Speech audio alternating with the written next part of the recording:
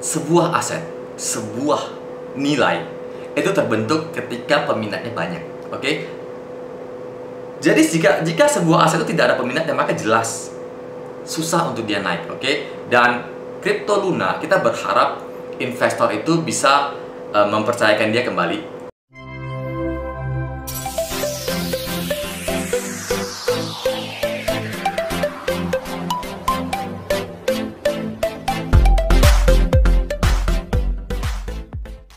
Hai guys, kembali bersama saya Sunsun Chandra, founder dan CEO dari Iwan Accessories di Weekly Update Crypto Coin. Oke, nah di Weekly Update minggu lalu kita sudah menggambarkan chart di mana Bitcoin telah menembus uptrend 2022-nya, yaitu uptrend multi-month-nya, dan akan menuju ke 30.000 US dollar.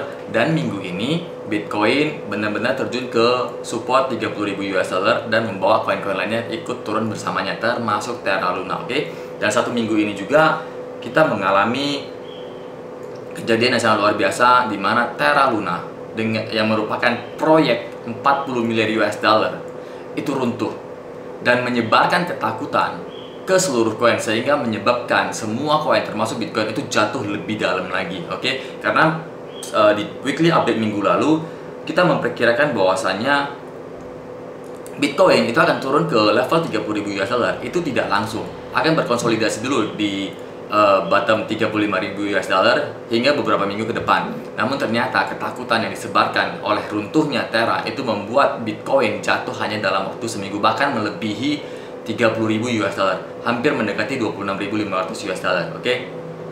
Jadi apa yang akan terjadi sekarang? Para ahli memperkirakan bahwasanya saat ini kripto sedang dalam proses bottoming, yang artinya adalah kripto sedang mengalami proses untuk jatuh ke titik paling rendah. Oke? Oleh karena itu, kita harus mempertimbangkan untuk membeli dips saat ini, untuk membeli kripto saat ini, karena diperkirakan bahwasanya di kripto akan mengalami hal yang lebih buruk dulu sebelum itu menjadi lebih baik. Karena tidak dapat dipungkiri bahwasanya chart Bitcoin saat ini telah rusak oleh karena ketakutan yang disebarkan oleh Terra Luna, sehingga ini membuat para ahli memiliki penilaian yang berbeda dari minggu lalu. Bitcoin saat ini memang sudah menunjukkan bahwasanya dia terus bertahan di level 30.000 US dollar. Namun para ahli memperkirakan bahwasanya support 30.000 US dollar tersebut tidak bisa menahan ketakutan yang disebarkan oleh Terra Luna. Dan jika itu terjadi, maka Bitcoin itu bisa menuju ke level 26.500. Dan jika itu terjadi, maka Bitcoin itu akan jatuh ke level support 26.500. Dan kita sudah melihat itu sudah terjadi, di mana harga Bitcoin terendah minggu ini adalah di 26.500 dan sekarang kembali ke 29.000, 30.000. Namun para ahli memperkirakan bahwasanya support 26.500 ini juga nggak kuat. Dan jika itu terjadi, dan jika support 26.500 tidak sanggup menahan Bitcoin dan jatuh menembus 26.500, maka hal terburuk itu adalah bisa sampai ke level 18.000. Oke, dan level 18.000 ini juga diperkirakan para ahli bukan support yang kuat juga. Dan jika itu terjadi, maka kita akan mengalami bottom yang paling rendah, yaitu di 10.000 US dollar. Jadi dengan kata lain, jika saat ini Bitcoin tidak dapat menahan di support 30.000 US dollar, maka dia akan tembus ke 20.000 US dollar. Dan kemungkinan akan tembus lagi ke yang paling buruknya adalah 10.000 US dollar. Oleh karena itu, jangan membeli dips dulu saat ini. Jangan menangkap pisau yang akan jatuh. Oke? Bisa dibilang minggu ini dan sebulan ini itu akan menjadi wipe out yang besar. Karena keruntuhan Terra Luna saat ini dianggap para ahli sebagai wipe out terakhir dari sell outnya para kripto. Siapa yang sangka bahwasannya Terra Luna dengan market cap nomor 5 dengan proyek sebesar 45 miliar US dollar kurang dalam seminggu itu bisa runtuh sampai harga 0,000 sekian US dollar. Tidak ada yang menyangka hal itu. Dan banyak investor saat ini menyamakan kejadian saat ini pada kripto, keruntuhan, wipe out yang terjadi saat ini pada kripto itu sama dengan yang terjadi pada dunia internet.com di era tahun 90-an. Oke? Jadi para ahli melihat bahwasanya adopsi kripto saat ini itu mengikuti jejaknya adopsi internet pada tahun 90-an, yaitu pada tahun 2001. Nah, di saat itu, di era .com booming, ada sebuah perusahaan yang namanya Enron, merupakan perusahaan perdagangan energi yang di saat itu dianggap sebagai perusahaan paling inovatif di dunia di saat dot-com booming, di mana sahamnya adalah saham dengan kenaikan tercepat di Wall Street pada saat itu, sama seperti sekarang yang dialami Terra pada tahun 2022, di mana Terra dianggap sebagai perusahaan proyek blockchain tercepat pada tahun 2022 ini. Oke, wipeout yang kita lihat pada saat ini itu sama persis dengan wipeout yang terjadi pada era dot-com tahun 2000-2001. Pada tahun 2000-2001 itu ada sebuah perusahaan perdagangan energi yang bernama Enron. Pada saat itu Enron dipuji di seluruh dunia sebagai perusahaan paling inovatif, yang dimana sahamnya adalah saham dengan kenaikan tercepat di Wall Street. Sama seperti sekarang ini yang dialami di tahun 2022 oleh Terra Luna. Oke, Terra Luna di tahun 2022 ini dianggap sebagai perusahaan blockchain paling inovatif dengan kenaikan harganya yang paling cepat di tahun 2022. Dan Enron tumbuh menjadi perusahaan yang memiliki aset sebesar 50 miliar US dollar. Dan sama seperti Terra, ketika di titik puncaknya Terra menjadi proyek blockchain sebesar 40 miliar US dollar. Namun pada tahun 2001, Enron mengalami keruntuhan dengan cara yang spektakuler dan cepat, sangat cepat sekali. Sama seperti yang dialami Terra Luna saat ini. Terra Luna mengalami pertumbuhan yang cepat tapi juga runtuh hanya dalam waktu hitungan hari. Jadi kejadian ini, wipeout ini kelihatannya sangat paralel sekali dan ini sangat mengerikan sekali. Oleh karena itu para investor, para ahli memperkirakan bahwasanya wipeout yang terjadi saat ini mengikuti jejak yang wipeout di dunia.com, di era.com pada tahun 2000-2001. Di saat itu Enron pada tahun 2001 tanggal 2 Desember menyatakan perusahaannya bangkrut, dan di saat itu belum menjadi sebuah final flash atau sebuah tanda bahwasanya crash itu akan berakhir di saat Enron menyatakan kebangkrutannya. Tapi di saat Enron menyatakan kebangkrutannya itu merupakan tanda awal di mana akan segera berakhirnya crash yang terjadi pada dunia.com, pada era.com pada saat itu. Oke, jika kita lihat grafik yang kita lihat di layar ini, 2 Desember Enron menyatakan kebangkrutannya, mengajukan kebangkrutannya, dan pengajuan bangkrutnya Enron itu belum membuat saham berhenti turun, tapi terus turun, di mana saham teknologi itu masih turun dari 2002 hingga mendekati akhir tahun 2003. Sebelum saham teknologi mulai mantul kembali ke atas di atas tahun 2003. Oke, jadi para ahli memperkirakan bahwasanya kripto juga akan mengalami hal yang sama, hal yang demikian. Jadi di saat ini kita akan mengalami proses bottoming yang sama dengan proses dot-com di era saat itu. Dan bagaimanapun juga kenaikan obligasi yang terus dilakukan oleh Fed, kemudian juga jatuhnya saham teknologi yang dimana saat ini kripto sangat bergantung kepada saham teknologi, dan juga ketakutan akan resesi itu masih ada. Dan selama ini belum diselesaikan sepenuhnya, maka susah bagi cryptocurrency, crypto coin itu untuk bisa masuk ke market bullish. Jadi apa yang harus kita lakukan saat ini? Kita tunggu proses bottoming ini selesai. Kita akan lihat sendiri, kita akan biarkan Bitcoin itu membuktikan sendiri bahwasanya dia dapat bertahan di level 30.000 US dollar hingga akhir bulan. Oke, dan selama itu kita jangan melakukan apa-apa dulu, jangan melakukan pembelian koin dulu. Oke, dan sabar aja dulu dan berhati-hati dengan koin kecil, karena di weekly update sebelumnya saya sudah menyebutkan bahwasanya koin kecil itu akan semakin jatuh di tahun ini. Oke, jadi dia akan semakin jatuh. Jadi hati-hati terhadap koin kecil, dan untuk koin besar jangan beli dips dulu saat ini. Kita tunggu dulu sampai proses bottoming selesai, dan ketika sudah ada tanda-tanda proses bottoming itu sudah selesai, baru kita beli dips saat itu untuk disimpan jangka panjang. Dan lagian juga crypto coin ini, cryptocurrency ini adalah investasi jangka panjang. Oke, investasi jangka panjang. Jadi sabar dulu. Nah, jika bagi Anda sebagai trader cepat, boleh Anda memanfaatkan volatil saat ini, tapi hati-hati karena keruntuhan Luna ini memberikan fear yang cukup besar dan masih ada sampai saat ini.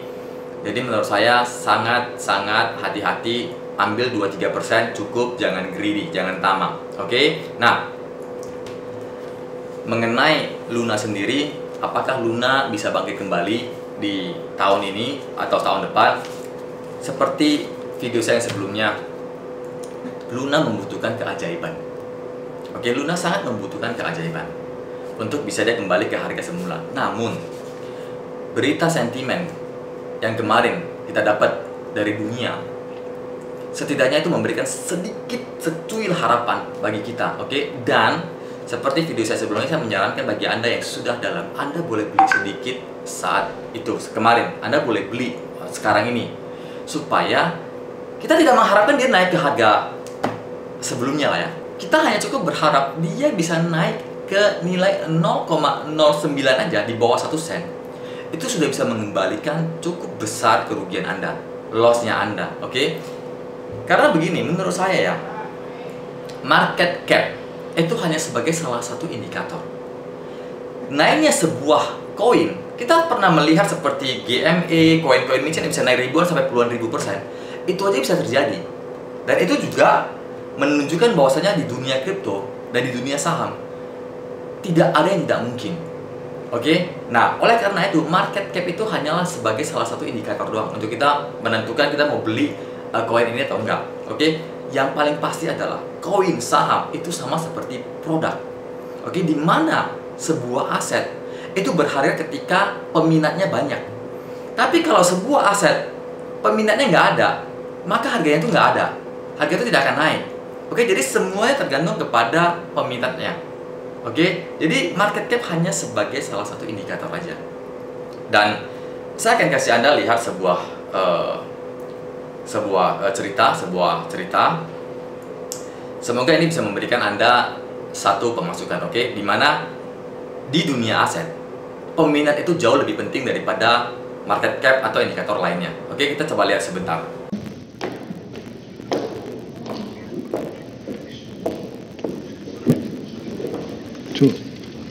작품명은 개똥이 컵. 자리에 앉아 계신 분들께는 잘 보일지 모르겠습니다만 컵에 개똥이라고 적혀 있습니다.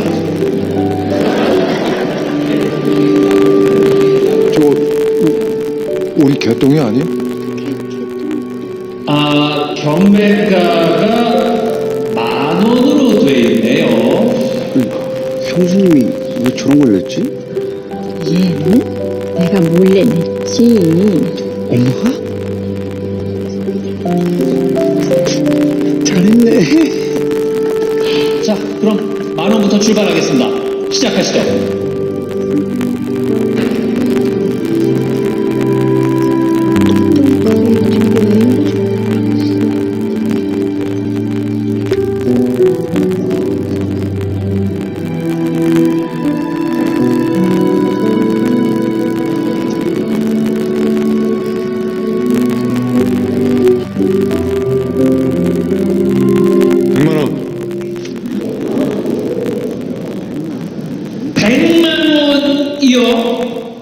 자, 정말 100만원 맞습니까?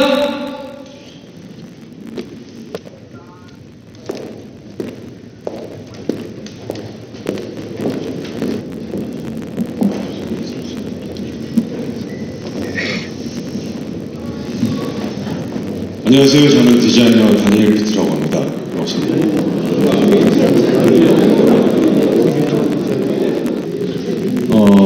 여러분들이 보시기에 저 컵의 그림은 너무 투박하고 아무것도 아닌 것 같죠? 근데 저 다니엘 피트가 보기에는 저 그림에는 아주 신선한 매력이 존재합니다. 왜 아무리 예쁜 배우라도 매력이 없으면 좀 별로잖아요, 그쵸? 근데 좀 투박하고 못생겼어도 매력 넘치는 배우가 멋진 것처럼 바로 예술품도 마찬가지예요. 저렇게 사람의 마음을 움직일 수 있는 예술품이 진짜 가치가 있는 거죠. 계속 진행해주시죠. 네, 설명을 듣고 보니 컵이 좀 다르게도 보이네요. 예.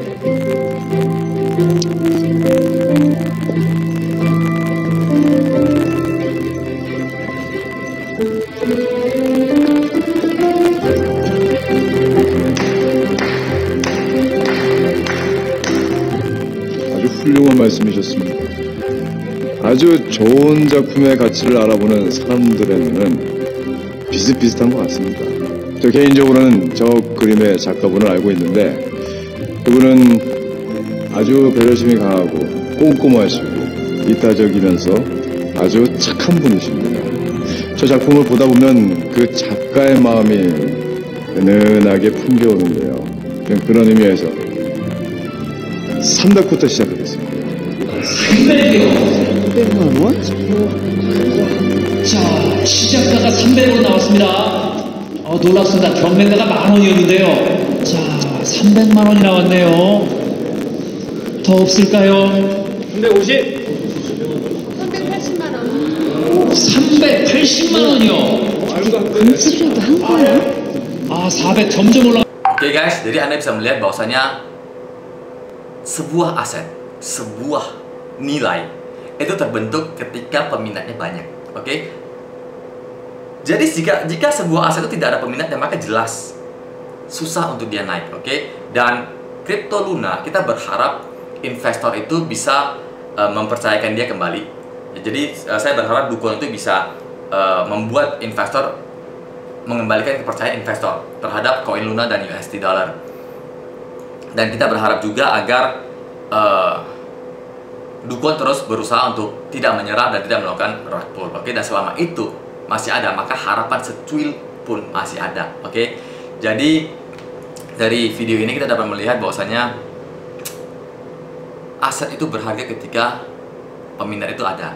Namun ada saatnya aset-aset yang kita nilai berharga saat ini, pada saat itu sudah tidak berharga, sudah tidak bernilai. Akan ada saatnya waktu itu, oke? Termasuk emas.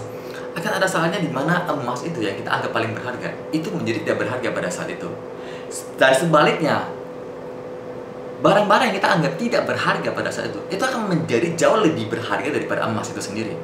Akan datang saatnya itu, oke? Jadi di sini saya ingin sharing kepada Anda bahwasanya adalah mindset seorang entrepreneur, mindset untuk sebuah aset itu dinilai daripada peminatnya, dinilai daripada seberapa banyak orang yang meminati aset tersebut. Oke, bahkan item game aja, item game yang hanya berlaku di game itu aja, itu bisa bernilai tinggi karena apa? Peminatnya banyak. Padahal itu ada utilitasnya nggak? Ada manfaatnya nggak di dunia real? Tidak ada. Oke, jadi inilah yang saya ingin sharing pada Anda. Karena saya melihat ada begitu banyak pro dan kontra di video saya yang sebelumnya mengenai market cap dan segala macam. Yang saya hanya ingin katakan adalah dimana ketika masih ada harapan, kita boleh coba. Oke, dan lagi juga di video sebelumnya kan saya sudah bahas untuk beli sedikit. Kita tidak perlu mengharapkan banyak, tidak perlu mengharapkan 1 sen, di bawah 1 sen sedikit aja kita sudah bisa mendapatkan keuntungan yang bisa menutup kerugian kita yang dalam. Oke, Anda bayangin 0,0004 US dollar, kita hanya berharap dia menjadi 0,09 aja, sudah berapa banyak keuntungan yang bisa Anda dapatkan untuk menutup kerugian Anda sebelumnya. Oke, jadi itu aja yang saya dapat sharing pada video kali ini. Semoga bermanfaat bagi Anda. Sharing ke teman-teman Anda supaya mereka juga mendapatkan edukasi mengenai cryptocurrency ini dan apa yang harus dilakukan pada minggu ini. Jangan melakukan apa-apa dulu, dan juga jangan lupa untuk subscribe, like, komen, dan bunyikan lonceng supaya ketika saya upload video baru Anda tidak ketinggalan. Oke, terima kasih. Salam sukses Indonesiaku.